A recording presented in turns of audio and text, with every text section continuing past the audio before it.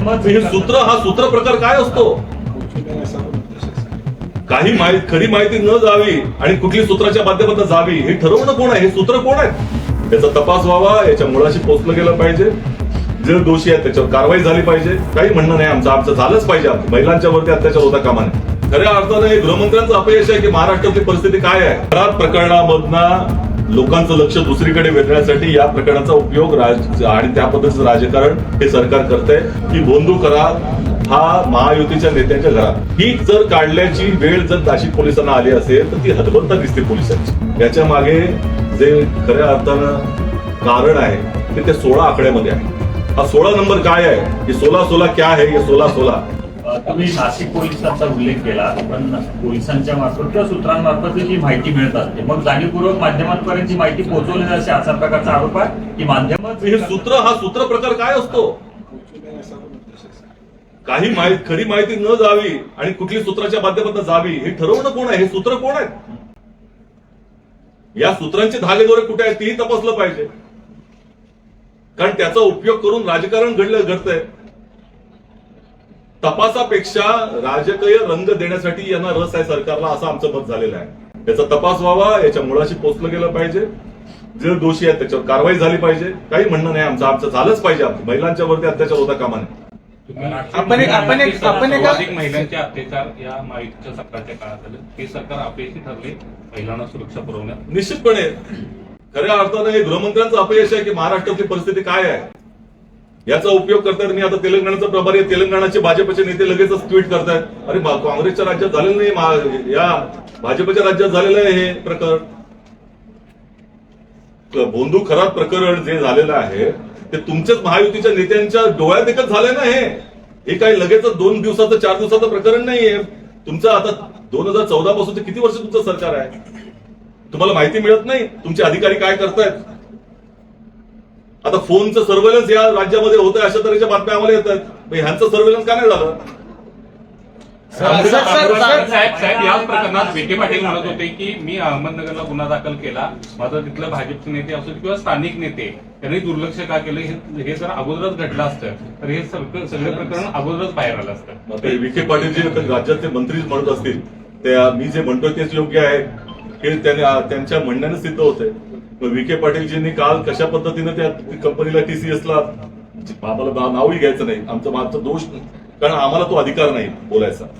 कारण जोपर्यंत तपास होत नाही तोपर्यंत राजकीय लोकांनी संयम बाळगण्याची आवश्यकता असते. खरी परिस्थिती समोर येण्यासाठी संधी दिली पाहिजे. त्यामुळे त्यांचं नाव त्यांनीच घेतलेलं आहे आणि त्याला क्लीन चिट दिली. मग क्लीन चिट कशी दिली तुम्ही? मग तुम्ही तुमच्या जे संघटना आहे ते कॉर्पोरेट जिहाद का म्हणताय? आता काही नेत्यांच्या माध्यमातून असं येत आहे की अगोदर कुठल्या तरी कंपनीमध्ये असंच झालं होतं, मग त्यावेळेला त्यांनी का नाही उलगडा केला? त्यांची जबाबदारी नव्हती? ते सामाजिक नेतृत्व करता समाजाचं. जी खरी गोष्ट आहे ती वस्तू समोर आणली पाहिजे. अमृता फडणवीस यांनी एक स्टेटमेंट दिलं की ऍक्सिस बँकेमध्ये काम करत असताना अशी काही प्रकरणं समोर आलेली आणि त्याच्यावर कारवाई केली. आता म्हणूनच मी जे आता म्हटलं की ती जबाबदारी आपली आहे की वेळच लोकांच्या नजरेमध्ये ते आणावं. अशा प्रकरण झाल्यानंतर ते आणणं कितपत योग्य आहे. त्यामुळे ज्या लोकांनी असं केलं असेल त्यांच्यावरती निश्चितपणे कारवाई व्हावी, आमचे काही म्हणणं नाही. परंतु अशा काही फुटकळ मंडळी, काही निवडक मंडळींच्या मुळे संपूर्ण समाजाला, कुठल्या धर्माला बदनाम करता कामा नये एवढंच म्हणणं आहे. हे या देशासाठी योग्य नाही. काही संघटना याला कॉर्पोरेट जिहाद म्हणतायत असं तुमचं म्हणणं आहे. काय परिणाम होतील असं वाटतं? कारण संबंधित कंपनी ज्यामध्ये हे सगळा प्रकार घडला त्यांनी युनिटच बंद आता केलेलं आहे. नाही केलं त्यांनी, चालू आहे. आता हेच तर म्हणणं, हे जे बातम्या येतात त्या चुकीच्या आहेत.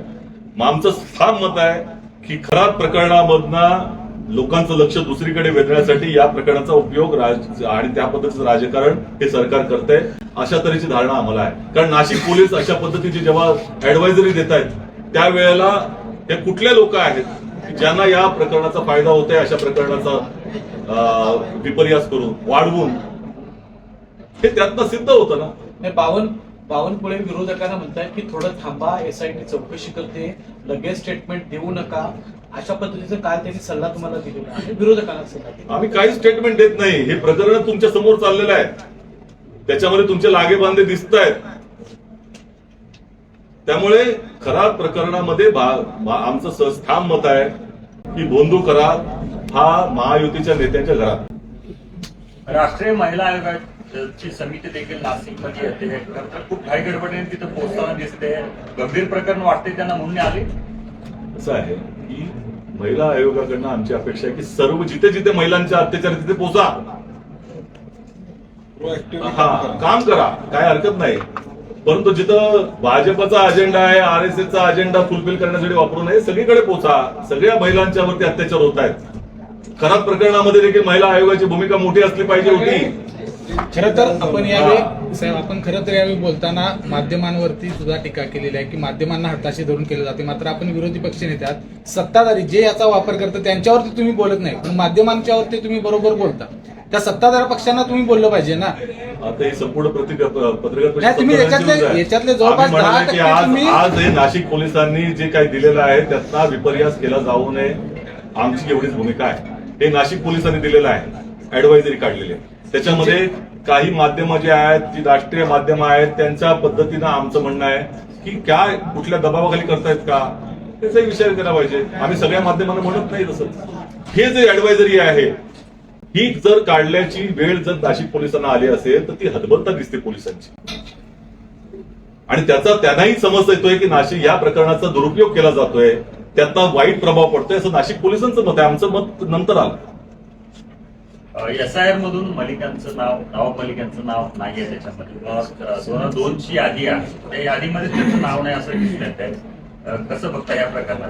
SIRचा म्हणजे ह्या अगोदरचे देखील SIR 2002-03 साली झाले होते. त्याचा राजकीय दृष्टिकोन नव्हता. मतदार यादी ही क्लीन केली पाहिजे या माध्यमातून ती निवडणूक आयोगाची एक प्रक्रिया असते, त्यासाठी स्पेशल इंटेन्सिव्ह रिव्हिजन आपण म्हणतो. परंतु या कालावधीमध्ये मतदारांना गाळण्यासाठी याचा उपयोग केला जातोय. जे विरोधी पक्षाचे मतदार आहेत त्यांनाच गाळलं जातंय. ती प्रक्रिया आदर्शवत राहिलेली नाही, हे आम्ही सातत्याने म्हणतोय. निवडणुकाच्या अगोदर जर बंगालमध्ये इतक्या मोठ्या प्रमाणामध्ये जर मतदारांना गाळलं जात असेल तर त्यांना तो अधिकार देखील दिलेला नाहीये की बाबा आम्हाला आमचा न्याय, आम्ही मतदार आहोत हे ठरवण्याचा किंवा ती त्या ठिकाणी सिद्ध करण्यासाठी संधी देणं, हे देखील दिलं नाही. म्हणजे राजकीय दृष्टिकोनातून होऊ नये हाच प्रकार त्या ठिकाणी जर असा मलिकांच्या बाबतीत झाला असेल तर किती लोकांच्या बाबतीत झाला असेल. तिथे अनेक वर्ष निवडणुका लढत आहेत, म्हणजे ते 2002च्या यादीच्या आधीपासून निवडणुका लढत आहेत. ते खराब प्रकरणावरून लक्ष चिन्हित करण्यासाठी किंवा त्यावरून लक्ष जावं यासाठी कॉर्पोरेट घ्यायचं झालं असं तुमचं म्हणणं आहे. मात्र याच खराब प्रकरणातल्या काल एका महत्वाच्या साक्षीदाराचा अपघाती मृत्यू झाला.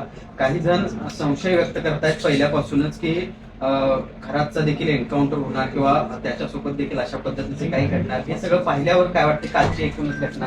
असं आहे की हे प्रकरण अत्यंत गंभीर आहे. याच्यामधले संशयाचे ज्या पद्धतीचे धागे आहेत ते वाढतच चाललेले आहेत. ते कुठे कुठे गुंतलेलं आहे आम्हाला माहिती नाही. तपास यंत्रणांनी त्याच्या मुळाशी पोहोचावं अशी सरकारची इच्छा आहे की नाही याबाबत देखील आमच्या मनामध्ये शंका आहे. त्यामुळे ह्या प्रकरणामध्ये जे जे काही आता झालंय, आता 2 दिवसामध्ये त्याची ईडीची चौकशी झाली आणि लगेच त्याचा असा अपघाती मृत्यू होतो. निश्चितपणे देशामध्ये अनेक अशा काही प्रकरणं झालेली आहेत, त्याच्या अनुषंगानं शंका बाळगायला स्थान आहे. आमचं म्हणणं एवढंच आहे की याचा तपास निरपेक्ष पद्धतीनं झाला पाहिजे. अनेक महिलांचं शोषण या माध्यमातून झालेलं आहे आणि त्यांना न्याय, त्यांच्या कुटुंबियांना न्याय मिळणं आवश्यक आहे. याच्या माध्यमातून असा संदेश गेला पाहिजे की अज्ञान आणि या अंधश्रद्धांचा वापर करून किती मोठ्या प्रमाणामध्ये गेले अनेक वर्ष लूट चाललेली आहे ती थांबवता आली पाहिजे. हे अशा तऱ्हेची प्रकरणं ही समाजाला ही दिशा देणारी आणि धडा देणारी असतात. त्यामुळे सरकारची भूमिका आहे की ही प्रामाणिकपणे याचा तपास व्हावा आणि जे दूध का दूध आणि पाणी का पाणी आहे ते लोकांसमोर यावं. पत्रकार परिषदेच्या सुरुवातीलाच तुम्ही काल संसदेत मांडल्या गेलेल्या विधेयकाचा उल्लेख केला. तर 2014 नंतर पहिल्यांदाच असं घडतं की एखादं विधेयक केंद्र सरकारनं आणलंय आणि ते अशा पद्धतीनं ते नामंजूर झालंय. कसं बघताय एकूण? विरोधकांची एकजूट या निमित्तानं पाहायला मिळाली. निश्चितपणे, आणि ते आम्हाला समाधानकारक आहे. याचं कारण आहे की या देशामध्ये गेल्या 12 वर्षामध्ये ज्या पद्धतीने सरकार चालवलं आहे त्याच्या माध्यमातून संविधानावरती आणि लोकशाहीवरती वेगवेगळ्या पातळीनं आक्रमण होत आहे आणि हे थोपवणं अत्यंत आवश्यक आहे. काल ज्या पद्धतीने तो घाट घातला होता ते देखील संविधानावरती, या निवडणूक ढाच्यावरती, निवडणुकीच्या नकाशावरती आक्रमण होतं आणि हे समोरच आलेलं आहे, उघडी पडलेलं आहे. त्यामुळे नारी शक्ती विधेयक हे 2023 ला मंजूर झालं असताना पुन्हा जे आणलं गेलं आणि दाखवलंय आणला गेला की महिलांना आम्ही न्याय देऊ इच्छितो, तर तो 2023 ला काय दिला होता? आणि सगळ्या देश पातळीवरती आता हा प्रश्न आहे जो राहुल गांधीजींनी काल विचारला. याच्या मागे जे खऱ्या अर्थानं कारण आहे ते त्या 16 आकड्यामध्ये आहे. हा 16 नंबर काय आहे? हे 16-16 क्या है? हे 16-16 हा प्रश्न पूर्ण देश पातळीवरती जनता विचारते. पण या विधेयक नामंजुरीचा पश्चिम बंगाल, तामिळनाडू सारख्या निवडणुकांवर काय परिणाम होणार का? जनतेमध्ये लक्षात घ्या, विरोधी पक्षाची भूमिका काय असते. संसद ही काही सरकारची नसते, लक्षात घ्या. संसदेमध्ये प्रत्येक गोष्ट मंजूर करली पाहिजे, तिथे बहुमत असतं सरकारचं. परंतु विरोधी पक्षाची जी जबाबदारी असते की जे काही घडते तिकडे, कायदे घडतायत, कुठली विधेयके येत आहेत, ती योग्य असली पाहिजे, जनतेला न्याय देणारी असली पाहिजे, सर्वसमावेशक असली पाहिजे, या देशाच्या संविधानाला अनुरूप असली पाहिजे. मग तिथे ती विरोधी पक्षाची जबाबदारी आम्ही पार पाडतो. सरकार आक्रमण करतंय संविधानावरती, आम्ही थोपवण्याचा प्रयत्न करतो. कारण त्यासाठी सगळे एकजूट होते, हे अतिशय चांगलं आहे. निश्चितपणे पुढच्या कालावधीमध्ये आम्हाला हुरूप वाढवणार आहे. पण यामध्ये काँग्रेसनं महिलांच्या विरोधातली भूमिका घेतली आणि महिलाच काँग्रेसला त्यांची जागा दाखवतील असं चंद्रशेखर बावनकुळेंचं म्हणणं आहे. बावनकुळेजी काय म्हणतायत ते आम्हाला काही म्हणणं नाही. देशातली जनता काय म्हणते हे हा बोला. मुळात हा कायदा करताना बहुमतापेक्षा टिफोर मेजॉरिटी पाहिजे, हे कायद्यात टू थर्ड मेजॉरिटी पाहिजे, हे कायद्यात माहित होतं सरकारला. विरोधी पक्षाने विनंती काय केली होती की तुम्ही या निवडणुका झाल्यावर ह्याच्यावर चर्चा करा, विरोधी पक्षाला विश्वासात घ्या, कारण की विरोधी पक्षाचं टू थर्ड असल्याशिवाय हा कायदा मंजूर होतो. विरोधी पक्षाने डिलिमिटेशन बद्दल आक्षेप घेतले. महिला आरक्षण देण्यासंदर्भात सोनिया गांधींचं पत्र आहे पहिलं, की बाबा हे आरक्षण द्या मग. आणि जर महिलांच्या बद्दल एवढी आस्था होती तर मग 24लाच हे आरक्षण लागू करायचं होतं. कायदा कधी झाला? 2023ला झाला. त्या लोकसभेच्या इलेक्शनच्या वेळेस हे आरक्षण लागू करायचं होतं आणि पुढे डिलिमिटेशन झालं, वाढलं असतं परत आकडा, काय फरक पडला असता?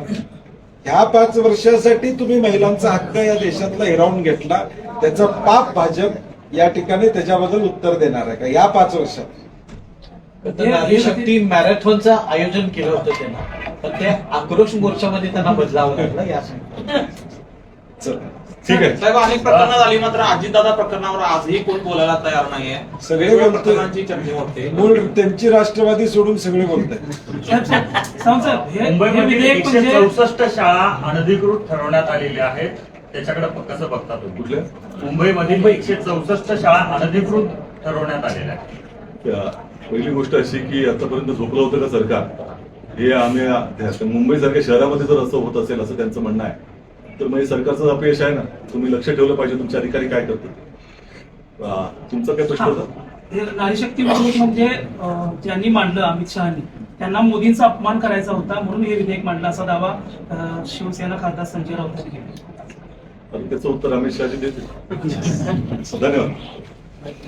अशाच नवनवीन अपडेट्ससाठी डिजिटल कोल्हापूर चॅनेलला सबस्क्राईब करायला विसरू नका.